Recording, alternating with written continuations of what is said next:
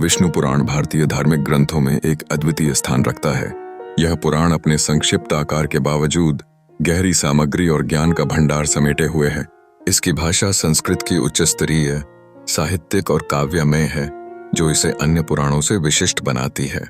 प्राचीन काल से इसे विशेष महत्व दिया गया है और इसकी रचनाशीलता ने धार्मिक, दार्शनिक और सांस्कृतिक पहलुओं को उजागर किया है।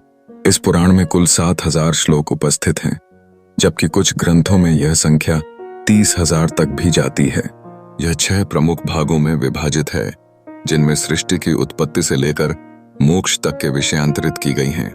पहले भाग में ध्रुव, पृथु और प्रहलाद के रोचक किस्से हैं, जो हमें जीवन के महत्वपूर्ण सबक सिखाते हैं। दूसरे भाग में पृथ्वी के विभिन्न खंडों और ज्योतिष संबंधी जानकारी दी गई है। कृष्ण चरित्र का उल्लेख इस पुराण का विशेष आकर्षण है। इसमें कृष्ण की सामाजिकता, प्रजा प्रेम और लोकहित की भावना को स्पष्ट किया गया है।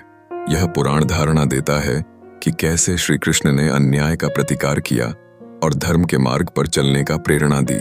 महाभारत की कहानियां भी इस पुराण में समाहित हैं, जो हमें एकता और संगठित शक्ति के महत्व का ज्ञान देती हैं।